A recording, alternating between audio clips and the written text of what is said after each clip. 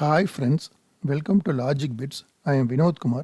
Friends, இந்த வீடியோவில் நம்ம பார்க்க போகிற concept nested if statement in Python programming language.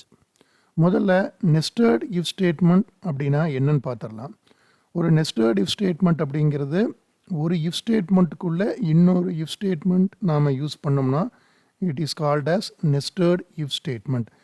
Main if statement இருக்கும், அதுக்குள்ளே நம்ம வந்து இன்னொரு இஃப் ஸ்டேட்மெண்ட் யூஸ் பண்ணுவோம். அவுட்டரில் ஒரு இஃப் ஸ்டேட்மெண்ட் இருக்கும், அதுக்குள்ளே இன்னர் இஃப் ஸ்டேட்மெண்ட் நம்ம யூஸ் பண்ணோம் அப்படின்னா it is called the nested if statement. Nested if ஸ்டேட்மெண்ட்டோட சின்டாக்ஸ் வந்து பார்த்துட்றோம். ஸோ இங்கே வந்து இஃப் ஸ்டேட்மெண்ட் யூஸ் பண்ணியிருக்கோம், இங்கே வந்து நம்ம கண்டிஷன் செக் பண்ணுறோம். இந்த கண்டிஷன் ட்ரூவாக இருந்தால் தான் கண்ட்ரோல் வந்து இந்த நெஸ்டட் இஃப் ஸ்டேட்மெண்ட்டுக்குள்ளே என்ட்ரு ஆகும். இது வந்து main if statement or outer if statement. இங்கே வந்து நம்ம கண்டிஷன் செக் பண்ணுறோம்.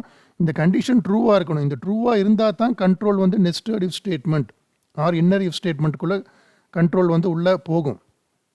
இல்லாமல் இருந்தால் ஒருவேளை இந்த கண்டிஷனே ஃபால்ஸ் ஆகிடுச்சு அப்படின்னா ப்ரோக்ராம் கண்ட்ரோல் இந்த மெயின் இஃப் ஸ்டேட்மெண்ட்டோட எல்ஸ் பிளாக் வந்து இங்கே இருக்குது. இந்த எல்ஸ் பிளாக் வந்து இந்த மெயின் இஃப் ஸ்டேட்மெண்ட்டோடது, அதுக்குள்ளே கண்ட்ரோல் வந்து போயிடும். கண்ட்ரோல் போய் இந்த ஸ்டேட்மெண்ட் எக்ஸிக்யூட் ஆகும். ஸோ இந்த கண்டிஷன் ட்ரூவாக இருந்ததுன்னா இப்போ வந்து மெயின் இஃப் ஸ்டேட்மெண்ட்டுக்குள்ளே இந்த ஸ்டேட்மெண்ட்ஸ் இருக்கலாம், இல்லாமல் இருக்கலாம். இது வந்து ஆப்ஷனல். ஸ்டேட்மெண்ட் இருந்தால் எக்ஸிக்யூட் ஆகும். அடுத்தது நெஸ்டட் இஃப் ஸ்டேட்மெண்ட்டோட கண்டிஷனை செக் பண்ணும்.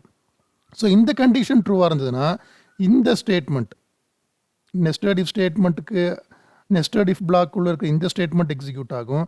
இந்த கண்டிஷன் இந்த நெஸ்டட் இஃப் ஸ்டேட்மெண்ட்டுக்குள்ள இருக்கிற கண்டிஷன் ஃபால்ஸ் ஆகிடுச்சு அப்படின்னா இந்த நெஸ்டட் இஃப் ஸ்டேட்மெண்ட்டோட எல்ஸ் பிளாக் வந்து இங்கே இருக்குது. இந்த எல்ஸ் பிளாக் வந்து அவுட்டர் இஃப் ஸ்டேட்மெண்ட்டோடது, மெயின் இஃப் ஸ்டேட்மெண்ட்டோடது. இந்த எல்ஸ் பிளாக் வந்து உங்களுக்கு நெஸ்டட் இஃப் ஸ்டேட்மெண்ட்டோடது. இந்த பிளாக்குள்ள கண்ட்ரோல் வந்து என்ட்ரு ஆகி இந்த ஸ்டேட்மெண்ட்ஸ் எக்ஸிக்யூட் ஆகும். இங்கே வந்து நம்ம கண்டிஷனுக்கு அடுத்தது we are using the colon symbol.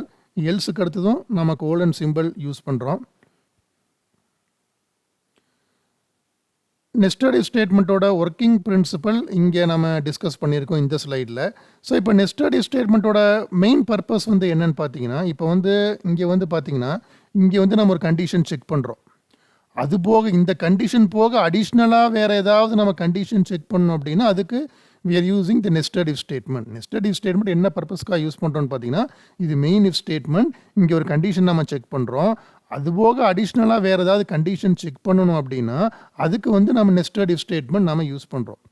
So இப்போ வந்து எனக்கு அந்த மாதிரி நெஸ்டட் இஃப் ஸ்டேட்மெண்ட் வேண்டாம் அப்படிங்கிற சிச்சுவேஷனில் அடிஷ்னலாக நான் கண்டிஷன் செக் பண்ணணும் அப்படின்னா அது இந்த இடத்துல வந்து நம்ம ஆண்ட் ஆப்ரேட்டர், ஆர் ஆப்ரேட்டர், நார் ஆப்ரேட்டர், ஆண்டு ஆர் நாட் ஆப்ரேட்டர் யூஸ் பண்ண முடியும்.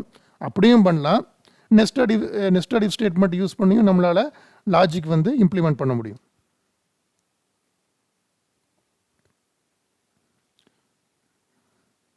Next we can move on to the program.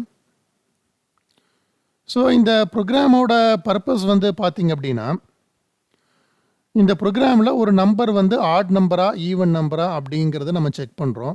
ஒரு ப்ரோக்ராம் ஆட் நம்பரா ஈவன் நம்பரா அப்படிங்கிறது எப்படி நம்ம செக் பண்ணுவோம்? By using the modulus operator. இந்த பர்சன்டேஜ் ஆப்ரேட்டர் யூஸ் பண்ணுறோம் இல்லைங்களா, மாடுலஸ் ஆப்ரேட்டர் வச்சு செக் பண்ணுவோம். The modulus operator will produce only the remainder தான் ப்ரொடியூஸ் பண்ணும். The division operator will produce the quotient. The modulus operator will produce the remainder. Modulus operator வச்சு நம்ம ரிமைண்டரை வந்து கண்டுபிடிப்போம். ஸோ ரிமைண்டரை வந்து ஒரு நம்பரை வந்து ரெண்டாவது டிவைட் பண்ணுறோம். டிவைட் பண்ணி ரிமைண்டர் இருந்ததுன்னா அந்த நம்பர் வந்து ஆட் நம்பர், ரிமைண்டர் ஜீரோனா அந்த நம்பர் ஈவன் நம்பர். ஒரு வெரி வெரி சிம்பிள் ப்ரோக்ராம் தான். ஸோ இந்த இடத்துல வந்து பாருங்கள், நம்பர் அப்படிங்கிற ஒரு வேரியபிள் நான் யூஸ் பண்ணியிருக்கேன். இங்கே 9 அப்படிங்கிற வேல்யூ நான் கொடுத்துருக்கேன். இப்போ இங்கே வந்து நான் கண்டிஷன்ஸ், இதை வந்து main if statement, outer if statement. இங்கே வந்து கண்டிஷன் நான் செக் பண்ணுறேன். நம்பர் வந்து கிரேட்டர் தேன் ஜீரோவா? Yes, condition true. கண்டிஷன் ட்ரூவாக இருக்கிறதுனால print in outer if statement அப்படின்னு நான் சும்மா ஒரு மெசேஜ் கொடுத்துருக்கேன்.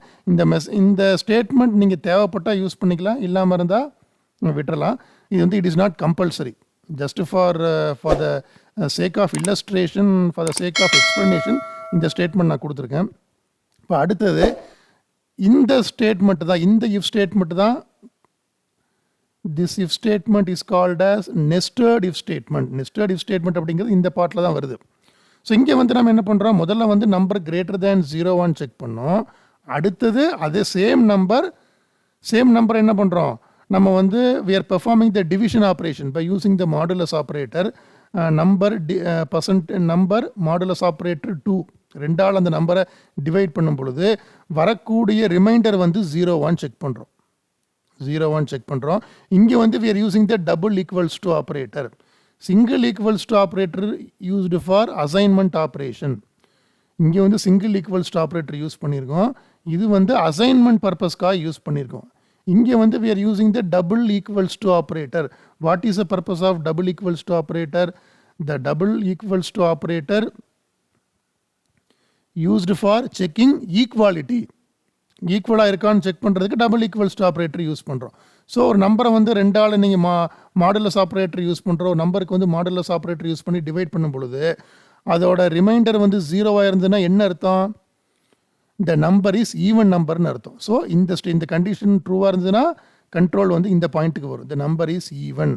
இந்த கண்டிஷனும் ட்ரூவாக இருந்து இந்த கண்டிஷனும் ட்ரூவாக இருந்ததுன்னா கண்ட்ரோல் எங்கே வரும், இந்த பாயிண்ட்டுக்கு வரும், இந்த நம்பர் இஸ் ஈவன் அப்படிங்கிறது அவுட்புட்டில் டிஸ்பிளே ஆகும்.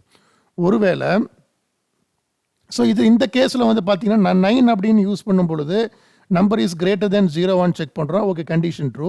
ஆனால் இங்கே வந்து பாருங்கள் number %2 double equals to 0 check பண்ணும் பொழுது 9% ரிமைண்டர் என்ன வரும், ரிமைண்டர் வந்து 1 வரும். ஸோ அப்படிங்கிறப்ப இந்த கண்டிஷன் வந்து ஃபால்ஸ் ஆயிரும்.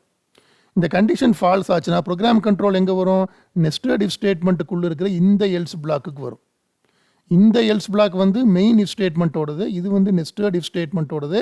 இந்த கண்டிஷன் ஃபால்ஸாக இருந்ததுனால ப்ரோக்ராம் கண்ட்ரோல் நெஸ்டட் இஃப் ஸ்டேட்மெண்ட்டுக்குள்ளே இருக்கிற இந்த எல்ஸ் பிளாக்குள்ளே வந்து இந்த நம்பர் இஸ் ஆட் அப்படிங்கிறது அவுட்புட்டில் வந்து பிரிண்ட் ஆகும். ஸோ இப்போ வந்து இந்த ப்ரோக்ராமோட அவுட்புட் செக் பண்ணிடலாமா, இப்போ பார்த்துடலாம்.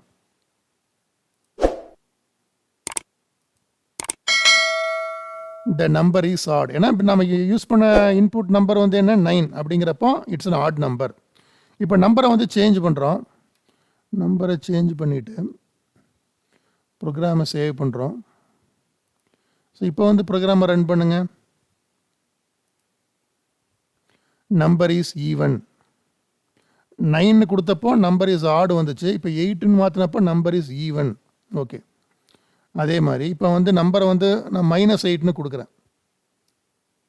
-8ன்னு கொடுக்கும் பொழுது வந்து என்னாகும், நம்பர் இஸ் கிரேட்டர் தேன் 0 இந்த கண்டிஷன் செக் பண்ணி இந்த கண்டிஷனே ஃபால்ஸ் ஆயிரும்.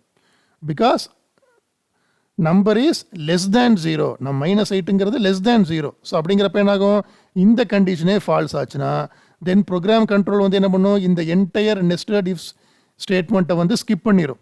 இந்த ஸ்ட்ரக்சர் வந்து அப்படியே ஸ்கிப் ஆகிட்டு ப்ரோக்ராம் கண்ட்ரோல் எங்கே வரும், இந்த எல்ஸ் பிளாக் மெயின் ஸ்டேட்மெண்ட், இந்த மெயின் இஃப் ஸ்டேட்மெண்ட்டோட அவுட்டர் இஃப் ஸ்டேட்மெண்ட்டோட எல்ஸ் பிளாக் வந்து எங்கே இருக்குது, இங்கே இருக்குது. இந்த பாயிண்ட்டுக்கு கண்ட்ரோல் வந்து ட்ரான்ஸ்ஃபர் ஆகி இந்த நம்பர் இஸ் நெகட்டிவ் அப்படிங்கிற வேல்யூ அவுட்புட்டில் பிரிண்ட் ஆகும். இப்போ வந்து ப்ரோக்ராமை சேவ் பண்ணுறோம், ப்ரோக்ராமை சேவ் பண்ணிவிட்டு ப்ரோக்ராமை ரன் பண்ணலாம். இந்த நம்பர் இஸ் நெகட்டிவ் அப்படிங்கிற இந்த நம்பர் இஸ் நெகட்டிவ் மட்டும்தான் வரும். ஏன்னு கேட்டிங்கன்னா ஒன்ஸ் இந்த ஸ்டேட்மெண்ட் வந்து உங்களுக்கு எக்ஸிக்யூட் ஆகாது. ஏன்னா ஒன்ஸ் வந்து கண்ட்ரோல் வந்து -8 வந்து கிரேட்டர் தேன் 0 கிடையாது, லெஸ் தேன் 0ங்கும் பொழுது இந்த கண்டிஷன் ஃபால்ஸ் ஆகிடுச்சு அப்படின்னா கண்ட்ரோல் உள்ளே வராது, இந்த ஸ்டேட்மெண்ட் எக்ஸிக்யூட் ஆகாது. டைரெக்டாக கண்ட்ரோல் எல்ஸ் பிளாக்குக்கு வந்து இந்த நம்பர் இஸ் நெகட்டிவ் இந்த ஸ்டேட்மெண்ட் எக்ஸிக்யூட் ஆகும். ஸோ அவுட்புட்டில் வந்து பார்த்தீங்கன்னா உங்களுக்கு டிஃப்ரென்ஸ் தெரியும். அவுட்புட்டில் we can notice the difference. இங்கே வந்து இன் அவுட்டர் இஃப் ஸ்டேட்மெண்ட்டுங்கிறது பிரிண்ட் ஆச்சு, இங்கேயும் இன் அவுட்டர் இஃப் ஸ்டேட்மெண்ட்டுங்கிறது பிரிண்ட் ஆச்சு. ஆனால் இங்கே வந்து இன் அவுட்டர் இஃப் ஸ்டேட்மெண்ட் அப்படிங்கிறது பிரிண்ட் ஆகாது, ஏன்னா முதலே கண்டிஷன் வந்து ஃபால்ஸ் ஆகிடுச்சு.